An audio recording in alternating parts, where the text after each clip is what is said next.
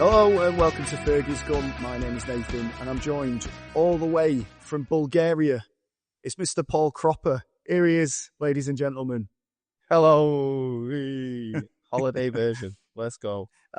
How you doing, mate? I'm all right, mate. Yeah. Kids around the pool. Good. I said, right, we've got big stuff to do here now, stuff to talk about. Leave us alone for an hour. That's it. Priorities, mate. I appreciate it. No Ahmad this week. He has started a job in real estate, I believe. So he's working now. So it's going to be slightly tricky to get him on the podcast these days. But fingers crossed, Good luck with, he will still be around. So yeah, exactly. So I thought we'd start off with, because we're 5 days away from pre-season starting. We've signed one player, and we haven't got rid of anyone. Apart from the free transfers of people whose contracts have run out, but I thought we'd do a little bit of a shopping for strikers. This is off the back of, quite clearly, the links with Ollie Watkins that have come up this week. Both the Athletic and I think Fabrizio Romano have been reporting on it now, saying that the England centre forward is apparently on Manchester United's shopping list. 29 years old. Seems to have lost his place at Villa. Emery fancies something different up front. I thought he was injury prone, but he's not. I checked, and he only missed 3 games for Villa last season. So, I mean, it's a fairly decent one. For me, I wouldn't go any further than 40 million for him. But what you're saying about that? Because of his age. Exactly. Because of his age. But I had the similar impression about his injuries when you mentioned it last time, or when I Googled it straight away, and right, he didn't miss that many. I wonder why he has got that reputation. But yeah, I thought he got little hamstring niggles, etc. But no, doesn't seem to miss many games, does he? Good, because he's a goal scorer. Exactly, yeah. I think he's a very good goal scorer. I think, just going back to your point, I think it's because he maybe lost his place in the team that we was putting 2 and 2 together for why he's not playing. You know, in your fantasy football team, when Duran was starting, you mean? Yeah, exactly. Yeah. But even when you're doing your fantasy football team, when Rashford went there, you don't keep an eye completely on Aston Villa. But if you've got Ollie Watkins in your team, it's like, he's only got 1 point this week, or he's got no points, and that was because he wasn't playing that much. But for me, I'd take him. I'd take him for sure. Yeah. But there was rumours of him going Arsenal, weren't there? There was, and I've got here that it was 47 million that Arsenal rated him at, and Villa wanted close to 70. You're not getting 70. And we're not even going to push that. 35, 40 would be your maximum you go to, wouldn't it? Yeah. There's no way that you won't be going any higher than that. No. He's 29. I don't know why. He turns 30 in December as well. Right, okay. Which is, he's still got a good 18 months to 3 years, ain't you? That'll probably be the contract you'll be looking at as well, 4 years. Makes me suspicious, always suspicious of transfers, but why are Villa trying to sell him? Why was he on the bench for all them games? Why were they trying to shove him out the door towards... I know they had the PSR issues, Villa, but why were they trying to get him out the door, get money in for him? In the end, they sold John Duran, didn't they, for a good whack instead, and they seem to fall back in favour then. But are Villa looking at other options? Do they just want the money for him? If you want, I'd be over the moon, to be fair. Looking at a list of strikers I've got here, Ollie Watkins, he would be one of the ones you go, scores goals. Like we said last time, he will press. He's caused havoc for a lot of good defenders in the Premier League over the years as well. And you're probably getting him at a good age. He's not a 23, 24-year-old unproven striker. He's a Premier League proven goal scorer who will probably guarantee you 20, 25 goals a season, which is what we need. That price, 35, 40 million, I'm in there. He's got a whiff of the Van Persies about him, just in terms of the age and the ability. And he's not that level, though, Nathan, is he? He's not that level. No. But he's better than what we've got. Yeah, for the options, because he is. There's not many strikers around, is there? When you look at the names that are around, and he's up there with them, and there's not many that are proven in the Premier League, which is a big tick for him. Big tick. So regardless of what happens then with Ollie Watkins, Manchester United look like they're definitely in the market for a number 9. There's been a fair few names that have been bandied around, obviously. that have been, since the end of the summer. There's been names that have been linked with Manchester United. But what we thought we'd do for the podcast, we thought we'd basically choose one dream pick to lead the line for Manchester United next season, and then one realistic that is achievable. So I'll start with you then, mate. You can go first. Who's your dream pick of a striker to lead the line next season? Dream pick, unrealistic. I think it'd probably be top of everyone's list. Will be Isak. I think he's the best in Europe, one of the best in the world at the minute. But looks bound for Liverpool, doesn't he? I mean, I'm not sure. He's at the top of my list. He's literally my dream pick. So we didn't consult on this. He is everybody's dream pick, I think. Yeah, you're absolutely right. He's got 23 goals. Yeah. 23 goals, 6 assists in the league last season. Devastating finisher. Best striker in the league. Best return rate in the league last season, I think. Even more than Haaland. I think Haaland's probably... Haaland did have a big argument with you about that was a slip of the tongue. Definitely better than Haaland. Yeah. Yeah, he's definitely better than Haaland, yeah. Those two, I think, are clear of everybody else in the world, aren't they? Striker-wise. Even when you look at the big dogs, I think Isak is... Would you take Isak over Mbappe at the moment as a striker? Absolutely. Number 9? Absolutely. I think I probably would. Yeah. I think I probably would, yeah. So you're putting him up in that sort of company. But it's obviously unrealistic. And if the Scousers get that done, I'm not sure because it seems to have gone quiet, that one there. Thank God. But Newcastle won't want to lose him. And if you are going to get him, if anybody got him, obviously United won't be coming here. But you're talking 120. If Wirtz has gone for that much, Isak is going to be extraordinary money. I don't think they'll be able to do both. Well, I think there's a school of thought that Newcastle need to sell. I don't think it's as clear as day that they're okay with the financial fair play, because despite the amount of money that they've been given or that's been pumped into them by PIF out in Saudi Arabia, they haven't been big spenders, really. They bought well, but they haven't been super big spenders. And I've got a feeling that they might relent and sell one of their stars. I know where Guimaraes was linked to City early doors, but then they bought Reinders. And I think Anthony Gordon was linked with a move to Liverpool as well. Then there was Isak that was linked to, well, I think he was linked to Arsenal. But I don't know if it would go as... I think he is one of the best strikers in world football right now, but I'm not entirely sure that they would be able to command 120 million for him. I think they might be able to get it done for a little bit less. But as you say, it's a dream pick for a reason. He isn't going to Manchester United because we can't offer him Champions League football when he's 25. He's reaching his peak years. He needs to be playing at a team that's challenging on all fronts. So. Yes. Yeah. Can't see it. But Can't it's see interesting you got him as the same one, though. Interesting. Well, I mean, when I was thinking of like other top strikers, Harry Kane came up, right? And I know we all talk about his legs have gone. They haven't. Like, he can still do it in the right setup. And I think he'd be the perfect foil for Amorim in the way that he likes to play, the dropping deep and pressing. But again, you're not going to get him from Bayern. We had a chance to get him, and then we got Højlund, so we totally messed that one up. So yeah, you're right. There aren't that many players out there, but Isak would be my dream pick. But who have you got for your sensible I've also one? put Osimhen. Oh, go on. Well, I've put Osimhen as on a dream pick as well. I'm not sure if I've been talked into it because he was never one of my top picks, Osimhen. But the more you look at what's available, you kind of think he could be the ideal one in that system with the other ones that I'm looking at. When you say realistic, so I've got Osimhen in there, Mateta would be up there for me. I think he'd be a brilliant foil. But is that a dream pick? No, that my dream pick merged with Osimhen. Yeah, Osimhen was at the top of the... We can't keep moving. You're going to take up all the bloody names again. Got to get around to the sensible ones as well. Got to get around to the sensible ones. So we'll come back to those. We'll come back to those ones on your list. But who's your next? Who's your sensible pick? Realistic. Mateta, it would be.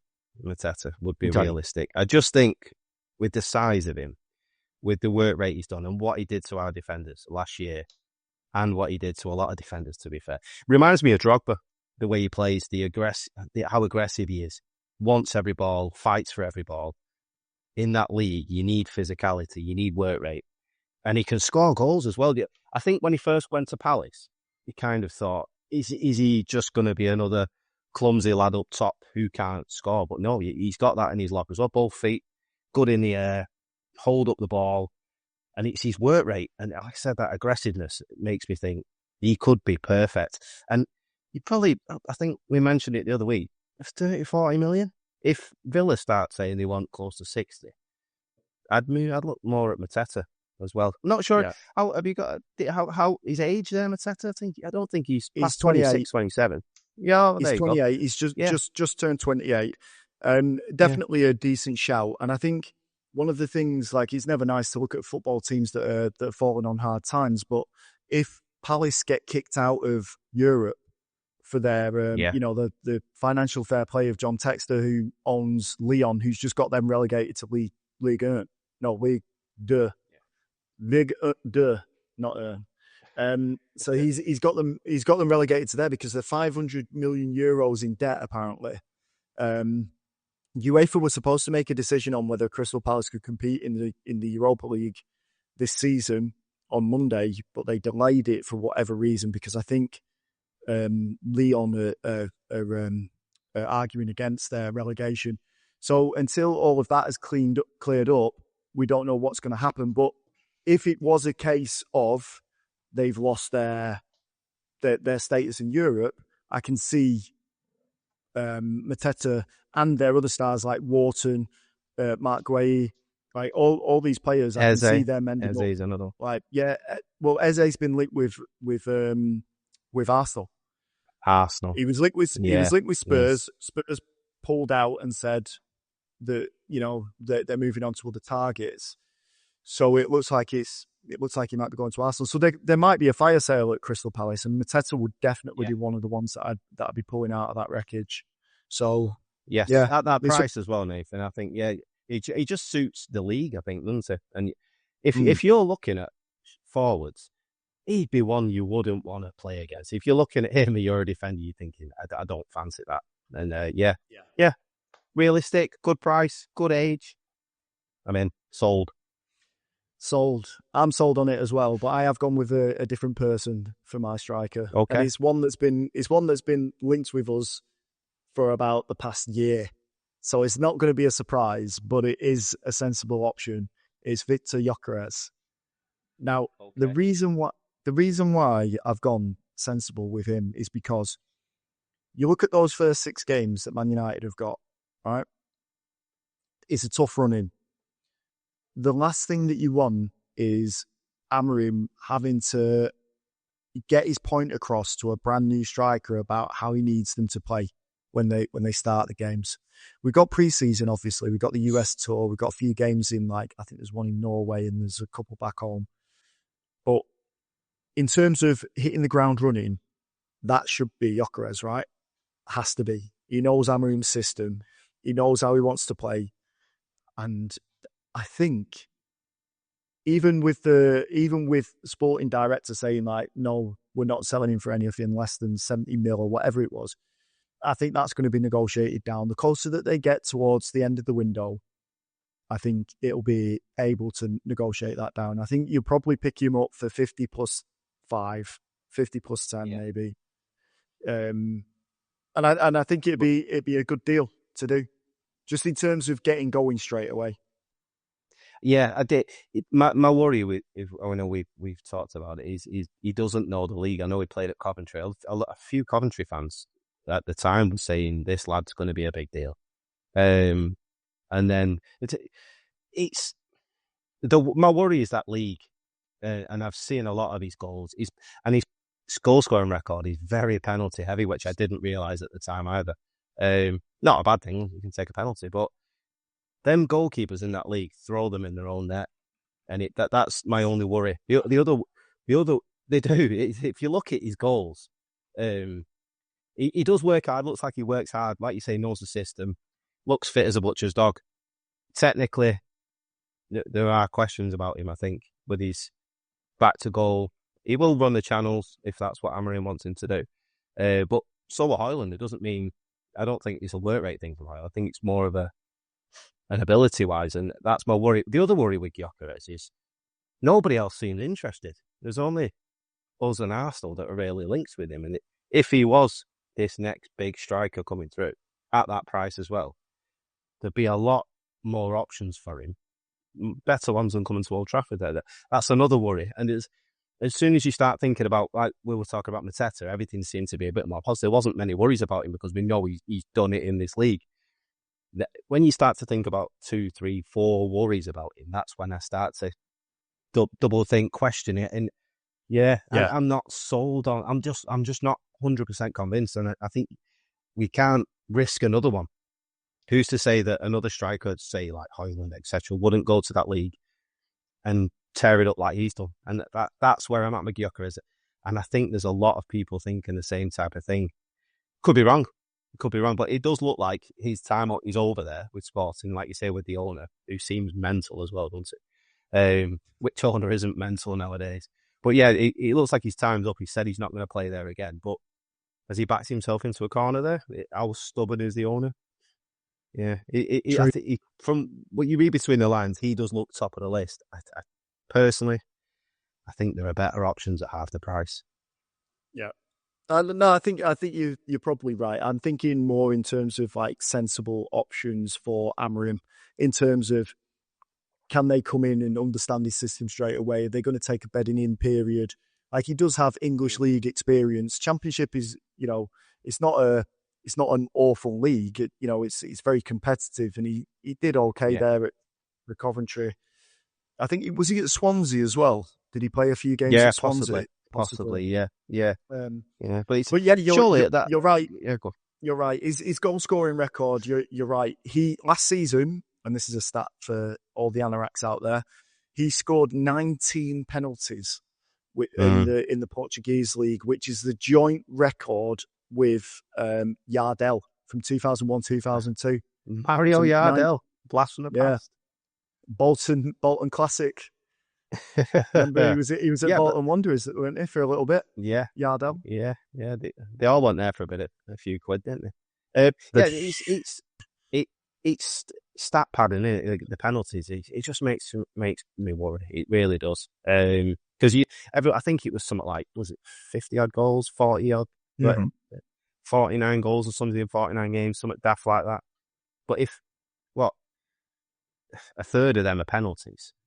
Yeah, over half. Yeah, over half. He had. There you go. He had nearly half. 39 goals in 33 games. 19 of those were penalties. Yeah. So it does make you question it, don't it? It does. Yeah. We need a guarantee. We need a guarantee. That's why I keep leaning towards a Mateta, Watkins. I'd put them both in the same bracket, to be fair. If you'd take either, wouldn't you? Yeah. I can't say I favour one or personally Mateta just because he's physicality. But either of them, I would be happy as the number 9 going into the new season. Yeah. Can I throw a left field one out at you? Yes, go on. Ivan Toney. No, he's the last one on my list. And when you said left field, I was going to say, well, I've got one for you as well.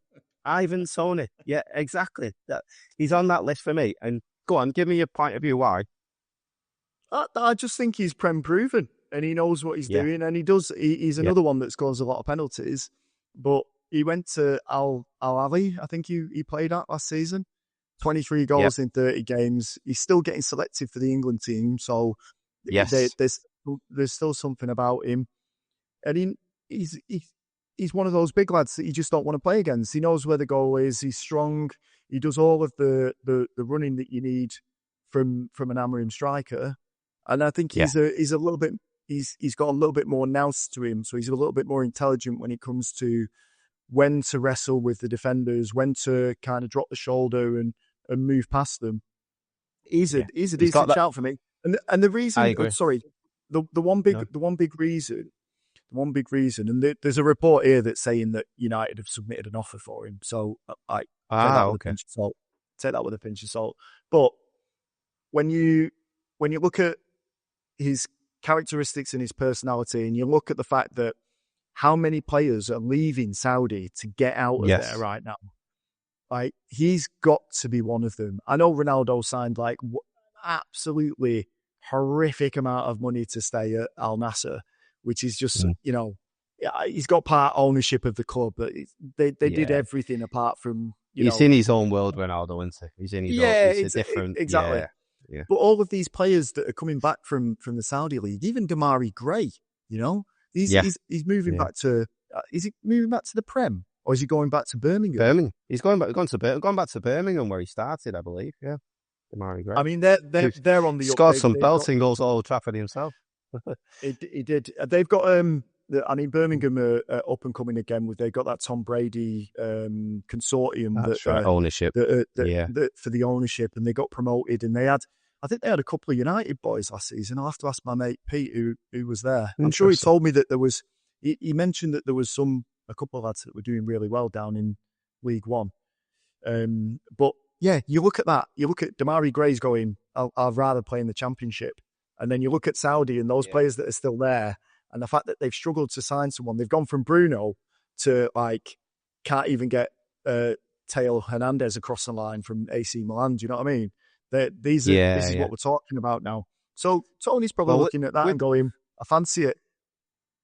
But with the John Duran one going as well, he's gone to Turkey, hasn't he? That's what made me think, Ivan Toney. We should have really, ideally, got him when he went there because he was available, wasn't he? But the other thing that made me think about it is if we get the Mbuemo, I think I flipped between the two, what's it called? The link up, because they played together as well. I think that's what made me think of him. You know how to play together as well. It's but he would command 400 grand a week, wouldn't he? You'd be talking Osimhen money for him, wages for him, and that's where I think they're probably Mateta and Watkins won't be asking for that amount of money. No chance. I think Watkins might. Gonna have to stop clicking that pen, lad. It's coming down the microphone. I know it's getting your frustration out on that pen, thinking about Højlund being in the starting lineup. The Ivan Toney thing, or Ivan Toney, sorry. I think he will look at a big salary, but you also have to think as well that he has just earned an absolute fortune playing out in Saudi. There is an argument to say that he's earned his big salary. Now it's time to come back and do the football thing again. I think Ollie Watkins might cost you a lot in salary because it'll be his last big one. It'll be his last big one that he's getting. So Mateta's probably the one that would you would keep the wage bill down. But the John Duran one, just to finish off this section, I know he's going to Fenerbahce, right? He's going to Fenerbahce. Yes, yep. But he was offered to United on a loan basis, and United turned him down because they wanted them to cover his entire salary, which was £389,000 a week. And United were just like, no thanks, mate. Yeah, no, you don't want to be going down that route of loans. It's ridiculous money in it when you think about it. But so if going by that means they're covering his wage, then, isn't it? So that's our Jadon Sancho money gone, then, isn't it? Sticks a fork in that one, unfortunately. Yeah, crazy money. Crazy money.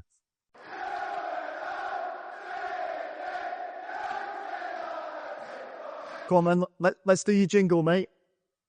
Oh, yeah. Cropper's Transfer Corner. Yes. Beautiful. Gets better every week, mate. Gets better every week. It doesn't. So it doesn't. We've already touched on Ollie Watkins to Manchester United, which seems to be the biggest one that's happened this week. Yeah. What else has been on the transfer radar this week? There's a few ins, but a couple of outs as well that I wanted to go through. But the ins that I've got, goalkeeper, start for the goalkeeper, is it's been rumoured a few times and for a few seasons, to be fair. He's Costa from Porto. And it looks like they wanted big money last year, but it looks like the Porto might be willing to accept 40 million euros for him this time around. I'm not sure why. He does seem to get linked with us a lot. When we played them last year, he didn't look overly convincing to me. And every time I've seen him, Costa's never looked. He's not a big goalkeeper. He looks one of the agile goalkeepers, good with his hands, good with his feet, which is why I think we'll probably link with him under Ten Hag, I think it was first. Not convincing for me. When his name popped up, and I like my goalkeepers to be big, powerful, come and claim the ball, catch the ball, big goalkeepers. I think a lot of clubs in Europe are linked with Costa, and they have been for years, but he's never actually gone. It makes me question it again. But his name popped up on the feed. Thought I'd put it in there, but not convinced. He is better than what we've got again. I think there's a lot better options around Europe though, for half the money. I think you're probably right. Did you see the footage of Onana, by the way, playing street football? I think he was back in Cameroon. No, I did not. He was playing out, so he's playing outfield. He's got some skills. Maybe we've just got him in the wrong position, mate. Can he play right back? Stick in there instead of Dallo. Right. Let's check it out. But it's interesting that you mentioned the goalkeeper thing, because Costa's not the only goalkeeper that's been linked to Manchester United this week or in the last 7 days. It's all dependent on whether Manchester United can move Andre Onana. So there was talk of potentially him going out on loan with a view for a permanent sale, and then there was talk of trying to find another club for him. But the other clubs that were the other players that were linked for that goalkeeping position was obviously Emi Martinez is still on there. He's still being talked about as a replacement for Onana. We've also got Atalanta's Marco. Next option. Kanaseki, I think he's called. So I've probably brutalised his surname. Marco Kanaseki. Yes. Their goalkeeper. Or Botafogo's John Victor. The least Brazilian name ever. Yeah. Victor. So there's what I'm getting from those transfer rumours is Manchester United are either actually looking for a goalkeeper right now, and it's been leaked massively, which I'm inclined to agree with, or these other teams are looking at Manchester United's goalkeeping, or agents, should I say, looking at Manchester United's goalkeeping situation and going, "Ooh, my client would be up for that. My client would be up for that as well." Yeah. So either way, it's a weird one. It's a weird one. Yeah. Either way, if we need a goalkeeper, so if these agents are throwing goalkeepers out, it's good. Keep doing it. Keep bringing it. Give us more options, because I'm not all of those names. I can't say the last two lads. I've seen enough of them. But my thoughts on Emi Martinez, and like I said about Costa, not convincing. And I want a convincing goalkeeper. I think that's, if you're going to build a team, you need a proper goalkeeper, and that's where you need to be starting. And throw some more names at us, please, lads, because goalkeepers around Europe, similar with strikers, it seems to be, there used to be thousands of them, didn't it, years ago? You could go back to like in the Premier League, you had goalkeepers in the bottom teams, and they were still very, very good goalkeepers, and they're very rare nowadays. They all seem to be very good with the feet, don't they? The lad from Burnley is linked with Newcastle, isn't he? James Trafford. I don't why we're not looking at that. Is that a better option? I know he didn't have the best season at Burnley when he were in the Premier League, but yeah, if you're looking at 20 million, I think is what Newcastle were looking at. He might be a better option than someone like Costa. I don't know. You don't know until they actually come in, and then they're put under the pressure at Old Trafford. You don't know, do you? Really? But yeah, I would even argue that Nick Pope's better than Andre Onana. So I mean, if Newcastle are bringing someone in, a new number one, then you might want to go there cap in hand. And at least if you sign someone like Nick Pope, you would at least know that Onana has to raise his game, otherwise he's out of the team. Right now, Bayandier's not getting in because he's shaky, and Tom Eaton's there for the vibes.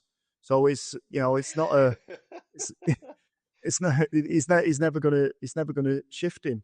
Okay, so goalkeeper situation. Okay, we're there with that. Yeah. We also going back to it where you said, or where I said about Onana would need to move before anyone else could come in. It sounds like that might be the same with a striker as well. Højlund needs to go. He's been linked to. Have you got that on your list, by the way? I don't want to overstep it. I haven't. Have you got Højlund? No, okay. You're all right. You go. So Højlund potentially going to Inter Milan is going to have the domino effect of if he goes, then we'll bring in another striker. But if he doesn't go, then I think we'll be lining up with, well, let's hope Mbuemo gets over the line, but Mbuemo, Cunha, and then Højlund and Chido-Obi and Xerxes as the three. So, I mean, I'm not that desperate for another striker. It would be nice to get one in, but it's not. I don't think that's critical. Anyway, who else is on your list? What have you got? Well, first off, we had the goalkeepers, and now it seems to be with the names that are linked. It seems that United are looking at a centre midfielder, which is a good thing as well. But the first name on the list that came up was Felix Nemencha from Dortmund. Yeah. Centre midfielder, Mecca. 40 million euros. Dortmund had asked for him. Nemencha, yeah. I've seen his name floated around Europe a few times, to be honest. Can't say I've seen a lot of him. Watched a few clips. Looks a tidy player. Can't say too much personally about him, just because I've not seen him enough, but his name's popped up a few times. But we do need legs in there. We need another centre midfielder, because looks like the manager doesn't fancy Ugarte and Mainu as the centre midfielder. So if that's who we're looking at, a couple more names to throw in there would be Davide Fratesi, caught offside reporting that we're linked with him, 40 million as well. They're all around that price, which makes me think we've got that amount of money to spend, 35, 40 million euros. I think that seems to be the amount that the owners are looking at spending on players. They don't really want to be going any more than that. The last name as a centre midfielder that I've got is Fabian Ruiz, ex-Napoli, PSG, had a brilliant season. It seems to be a surprise one for me, because where that's come from, but there's not only caught offside, I think he's on the BBC website as well. Very tidy player, unless we've done this before with PSG, where they'd give us their worst midfielder and they've replaced him with someone better for a similar amount of money. But he's not as physical, the physical midfielder we need, but he is a controlling midfielder, and that could be something would allow Bruno to move further up the pitch. But yeah, Fabian Ruiz, 35, 40 million. He's 29. Like I said, just had a great season. But he would slot in there, and he's very tidy on the ball. Will ask for it off the defenders. He's not the aggressive midfielder that I think we probably need. But with those three names, it does look like United are looking at a centre midfielder to slot in there, either alongside Ugarte and Mainu, and allow Bruno to push further up the field. It's numbers at the end of the day. And that amount of money for those three players, interesting. I think with the Ruiz one especially, that again whiffs of the contract renewal is up. Agents throwing his name out there to try and get like more zeros on his PSG renewal. Do you know what I mean? Like, oh, he's just won it. He's just won everything. You know, it was a surprise one. I'm not having that one. Like, those are the ones that I like to call the Sergio Ramos rumours. You know, every season when his contract was up, he'd suddenly be linked with Man United, and it's like, oh, he's thinking about a move, and then Real would offer him a new deal, and he'd stay, and you know the rest. So, you know, maybe we will sign him eventually. Where is he now? Monterrey? Did they just get put out last night at the World Cup? Yeah. He's available one day again. when he's 39. Yeah, we'll get him involved. Yeah. Can he play in that? Maybe. Or right back, as we keep saying. The other name that we missed off of there was Wilfred Ndidi, because he was linked with a 10 million, 12 million move, and obviously relegated with Leicester and Ruud van Nistelrooy last season. Chris, the host of the Score radio show that I work on, and massive Manchester United fan, is adamant that guy is a sign of United regressing worse than we have done previously. He's not having it, because I think he's right. Ndidi's legs have gone. They've gone. He got relegated, man. You know, yes. Do you know what I mean? He went down with a team that were woeful. He wasn't a standout player. It wasn't like, you know, oh, if Ndidi's in the team, they'll do well. No, they were in relegation form for the longest time, and that for me, even boosting the squad, I'm not having it. I'd rather keep Casemiro on his king's ransom of a salary than bring in someone like Wilfred Ndidi. But It was just, Yeah. again, United looking at He's got a bargains or 9 like million what's relegation clause, hasn't he? That's what he's got, yeah, which is why I think we were keep linked it, with him as well. keep it. Don't fancy it. Don't fancy it. Although I will say, as a striker, and again, Chris is another. He said he hates this one as well. But Dominic Calvert-Lewin, he's not having him. But I reckon Oh, yeah. he, No. free transfer, mate. Free transfer. Not having Yeah, it. there's a reason for that. There's a reason for that, Nathan, isn't there? Free transfer. Yeah. No, I'm not. He's another one who just turned up for the vibes, wasn't he? And he's more injury pro. He's had He more is. injuries, that lad, than anyone, hasn't he? Unfortunately, though, because if you could keep him fit, what a striker he was on. I think he had a season where he scored 20 goals, didn't he? For Everton. And it's unfortunate for him. He just can't stay fit, and he seems to come down. He gets himself fit, and then he plays a game for Everton, breaks down again. But Yeah. no, you can't. We can't take risks. It's not something we can do. We True. need a guaranteed starter. And are you convinced with any of these names that I just brought up? Would you be Not really. No. doing Cropper's transfer corner this morning? And I was shaking my head. What are these names that I'm having to write down, and why are we linked with them? And why has there been no? It's like you say, 5 days to pre-season, and we've got one player in, and nobody's really left. What are they doing? Absolutely Yeah. fuming. Absolutely fuming, because why? I said this last week. Why do you have to get one done before you can work on others? I know we're linked with names, but there's not been any. The Ollie Watkins seems to be the only one where there's maybe been a bit. We've asked if we've made a phone call. That's not enough. It's not enough to be doing 5 days, and we're going through the same process we have done for the past 4 or 5 seasons, and we're going to get to the end of pre-season. The transfer window will be a week, and we'll spend 90 million euros on Gyökeres, and they'll call it a success, won't they? That's exactly what's going to happen. You can see it, can't you? It's just, I tell you I don't get it. One of the concerns for me at the moment is that we're in position now to get our pants pulled down over Bryan Mbuemo. I think that's they're waiting for 70 mil. They want 70 million, and United aren't going near it. Exactly, yeah. If that's how much it is, pay it. Yeah, because this is what if happens with. you've offered 65, pay the 70 and just get it done and move on to the next 8 players that we need. Just if you haven't got the money, if you haven't got 70 million, sorry, we're not on. And move on. Go somewhere else. Yeah. Let him go to somewhere else. It's pathetic, really. But this is what happened with. This is what happened with Maguire, isn't it? When we bought him that summer, we was told 80 million or whatever it was at the beginning of the transfer window. Ed Woodward, he's on the phone to the lady who was in charge of transfers at Leicester City. I forget her name, and she was told. So she went, yeah, he's this much. This is how much you can buy him for. He's no chance, not doing that. And then he rings up at the end of the window because he hasn't got anyone. And I think it was 1 million more, and he ended up paying it. So, talk about like chief negotiations and falling flat on your face. It's embarrassing that even happened. But I'm worried now because we're what? It's Wednesday, 2nd of July. The Bryan Mbuemo thing's been going on for about 3 weeks now. Yeah, 3 exactly. weeks, 4 weeks, exactly. Yeah, and we're waiting and waiting and waiting. And it just doesn't seem to be moving anywhere. And we keep hearing this is close. And then we're still away from the evaluation. As you said, mate, you got to pay that money for Mbuemo and you got to move on. The biggest concern, and you're probably going to talk about outgoings in a second, but the biggest concern is no one's gone. No one has gone. Who's on the verge of going?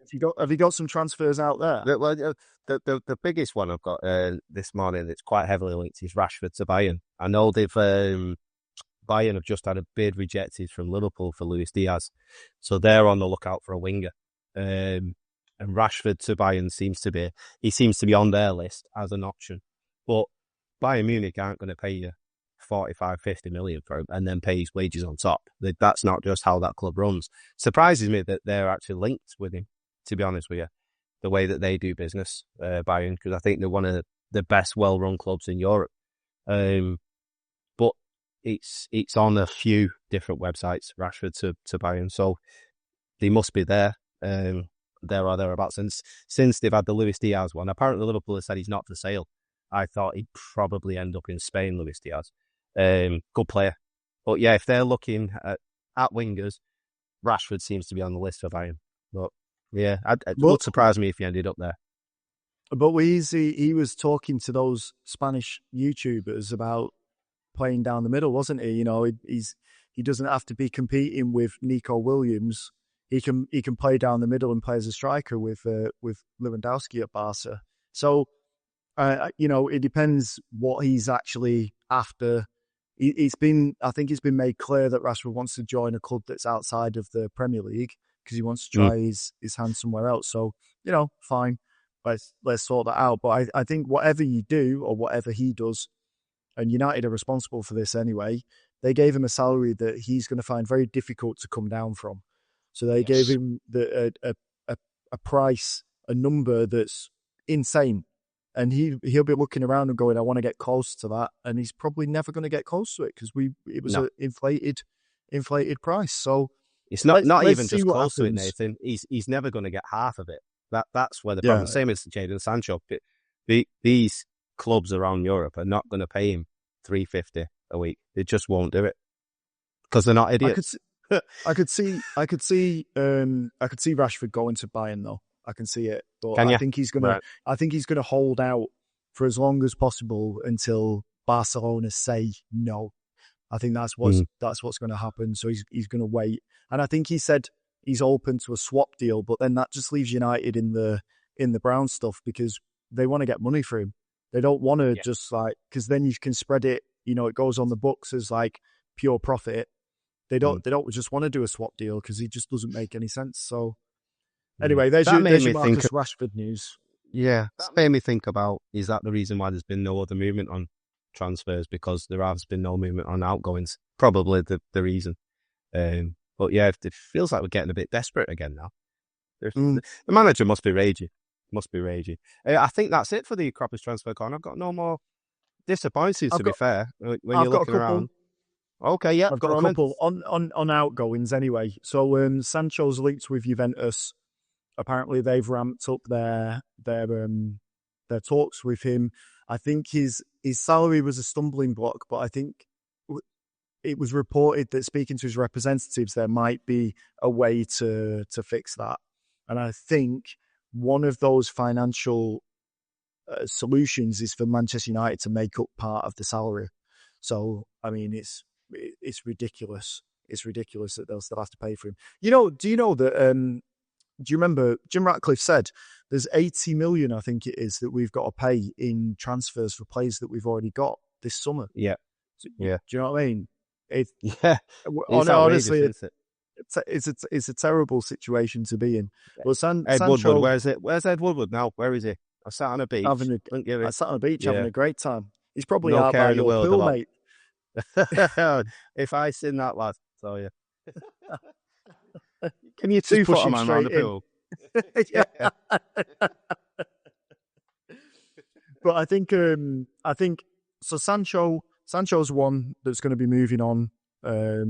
Hopefully, if they can do something with that. Rashford is the other one to Bayern. Anthony is started to attract attention from Serie A because I think Betis have kind of backed out of it, and I don't think they've officially backed out of it, but I think they're spending money on other players, so they're getting money in and they're immediately buying new players Yeah. to fill those positions. And Anthony seems to have dropped to the back of the pack. I don't think it's because of the initial transfer fee. I think they probably could afford about 40 million, but taking into account the salary that they'd have to pay him, again, he's on something Yeah. like 140 a week, 150. They're not getting anywhere near that. And I think No. overall that package would be somewhere close to 60 million overall. So I can see why they can't really afford to do that deal. But apparently, Serie A clubs, Napoli have inquired about him when they inquired about Garnacho as well. So Right. You never Yeah. know. It Um, it felt like Betis were having a car boot sale, didn't it? So trying to raise the funds. You've been sending me all these players they've been selling. And yeah, it's like, right, can you go? Can you go? We'll all chip in, try and get Anthony in. But yeah, just as quick as the selling players, they're replacing them straight away, aren't they? So if it doesn't look like Anthony is their priority anymore, like you say, probably due to the wages, because they're ridiculously high, and these players won't drop them. No fault of their own. That's what United have valued him at. But like I said last week, we're going to end up paying most of these players' wages for the next contracts, which is ridiculous again.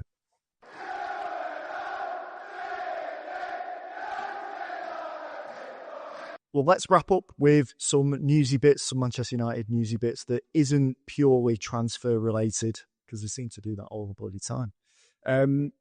The one that caught my eye, which obviously I sent to you the other day, was Diego Leon is now finally joining Manchester United.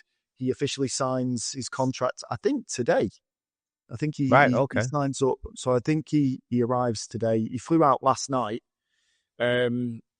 And interestingly enough, is he 18? He's 18, isn't he? Yes, yeah, I think he is, yeah. Like he plays left back and right back, I believe, and he is.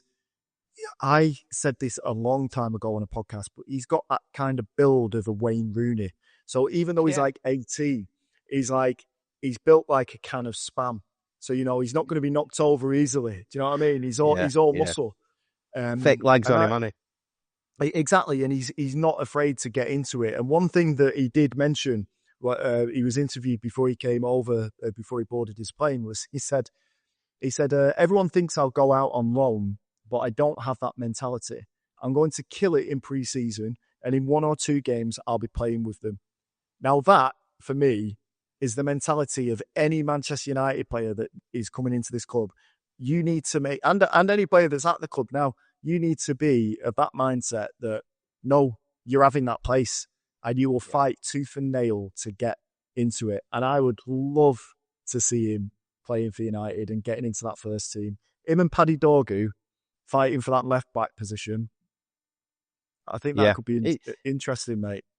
I'm not sure if he's been brought in as a left fullback or he's been brought in as a left wing back. I'm not sure what will suit him, whether he's better going forward or defense. You've not seen enough of these kids, have you? Just to give your own, like, your full on opinion. But that quote's fantastic. Absolutely fantastic. It's brilliant. I think his dad had a similar quote as well. His dad seems He mad did. as a box of I've frogs got as it. well. Yeah. I've got it here. Go on. Yeah. Basilio Leon, his dad, Diego Leon's father, he said, "Don't F with me, my son. Make the most of these 4 years. Don't make any mistakes," is what he said. Brilliant. So obviously, Brilliant. he's sending his son off. I don't know if he's traveling with him. I don't know if they're moving over with him, but Yeah. sending his kid off to make his way at Manchester United, and he's, you can see where he gets that mentality from. Yeah, Where he's yeah, like, it's that South American mentality of mm, winning, isn't it, and fighting for everything.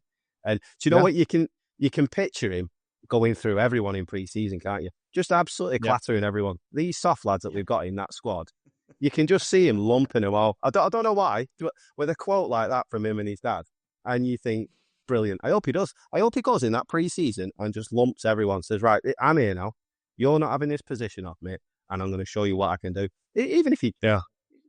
even if you just give some of them a kick up the backside and go, wow, this kid means business. Because that's what we need in this squad. Mm, We need some kids to come in and say, I'll show you what I'm all about. But yeah. absolutely brilliant. I hope he lives up to, I think there was reports when we signed him that this kid could go on and be very good. But you just don't know until they come to this standard, do you? But hey, if he kicks people around in training, I'm all for that. All for it. It's a low bar.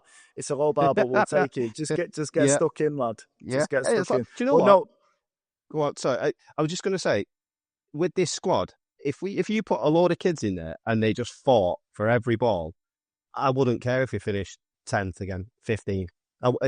If I can see that there's 11 players working hard and fighting for the badge, I'm happy with that. Yeah, and then they'll progress and kick on from there. It's the minimum. It's just the bare minimum that you ask. And this squad hasn't done that for years. So yeah. Yeah. exactly. We haven't been getting the bare minimum out of them, which has been the shocking thing, right? They haven't been able to chase the ball down, whether they've got the legs or not.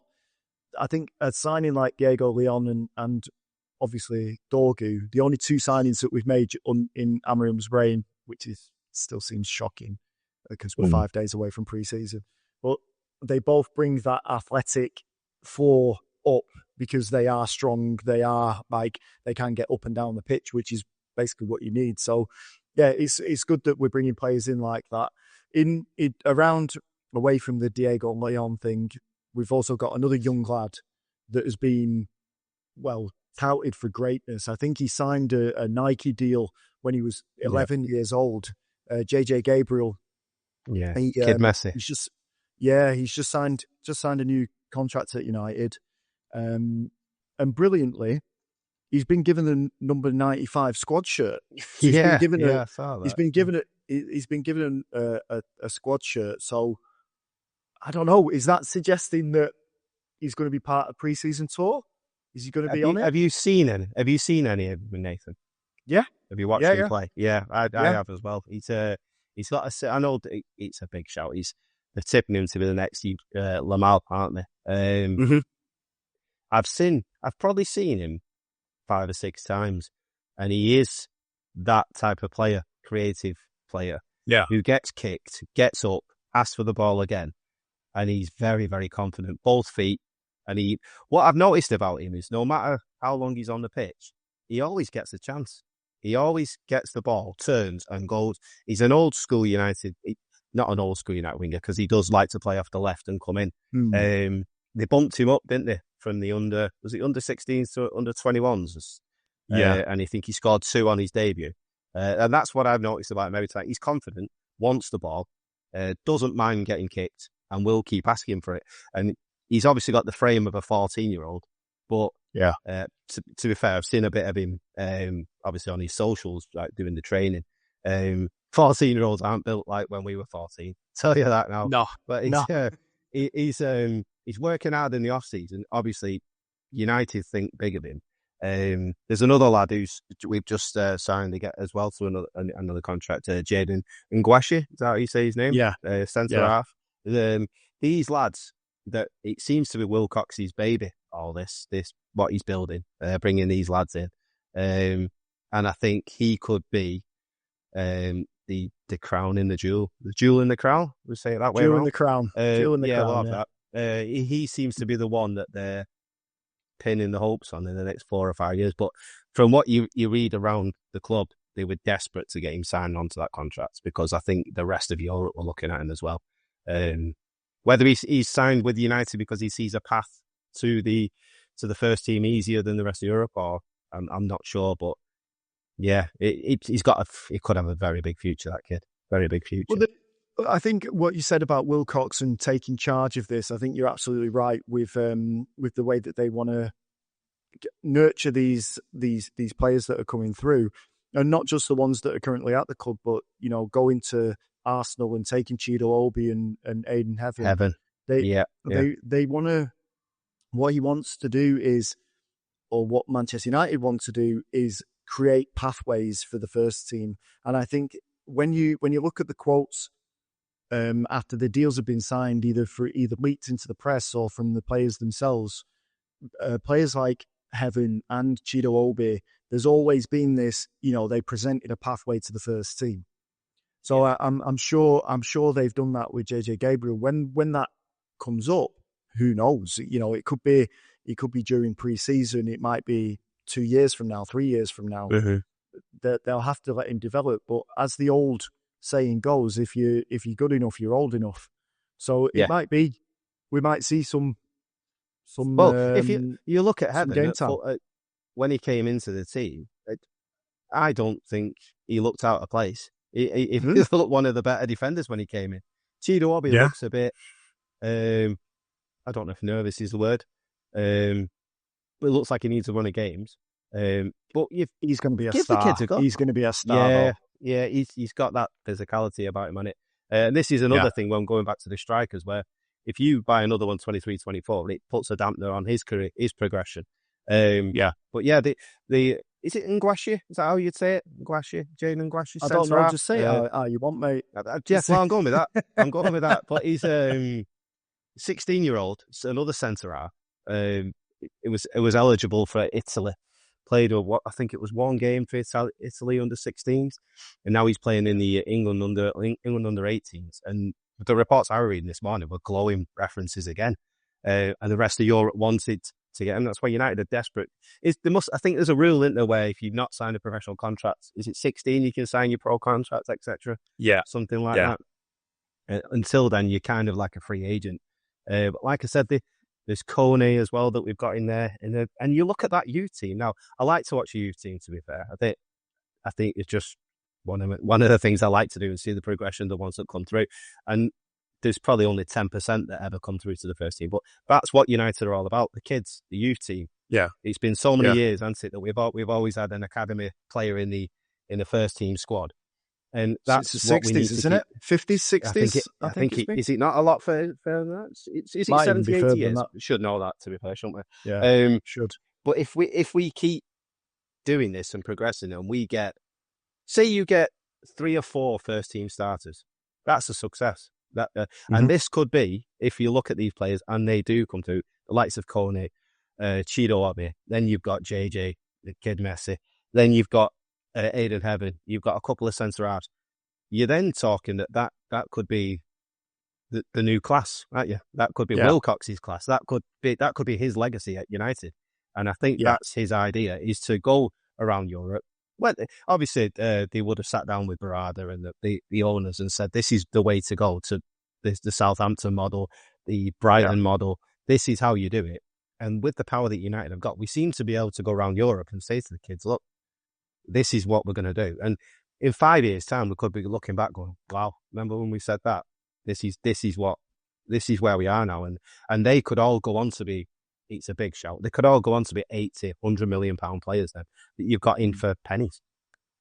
And I think that's probably the other side of the youth system and nurturing the academy right now and trying to bring in stars from around is it's a shot to nothing when they're this young because it's going to be a new financial model for Manchester United. And I know it's not nice to think of human beings as commodities, but that's what they'll be. They'll look at each of these players that are coming in.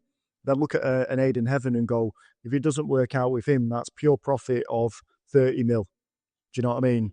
And they'll sell him if he's not good enough. They'll look at like JJ Gabriel and they'll be like, you know, if we do play him now, it's a story, it's a thing that gets kids interested. It's, you know, we can sell shirts based off of it. We can do a lot of Yes, like, you know, it'll be like a commercial vehicle. Obviously looking exactly. after his best interests, but th- this is modern day football now. It's not Yeah, just about like shirt sales or ticket sales now. It's about everything that you can do to bring in money and yeah, selling homegrown talent, like it or not, is something that we haven't done very well for ages. How many players like have dropped down the league that we barely got a penny for? Who's what's he called? Who's that lad? Ryan Tunnicliffe, you know, supposed to be the next big thing in midfield and then ends up Mhm. dropping down to Derby, I think it was. Probably got Yeah. about You a don't. million from him. Yeah, you don't really hear from them again. Them type of lads. I mean, if they'll go on and have brilliant, well, very good careers playing football. It's fair play to them. Brilliant. But yeah, there's not a lot that actually get to the standard that we need as Manchester United is there, and you've just got to rely on the coaches. And I think there was a reshuffle as well, wasn't there? And making the right decisions on these players. I just wanted to go back to your point then on JJ Gabriel. You were talking about shirt sales, etc., like that. Walking around here on the complex, and you see these kids are all wearing Lamine Yamal shirts. And Mm, that's where football's going now. It's what the kids are yeah, interested in. He would, obviously, we're talking in on. Hopefully, he will progress. That's the type of player that United want. He's commercial, and yeah, he's following. He's got already on social media. He's outrageous for a yeah. 14-year-old, and that's what I think United will be looking at capitalising on with him, is getting him up to that level quality wise. And he's got his ceiling. We talked about Garnacho's ceiling before.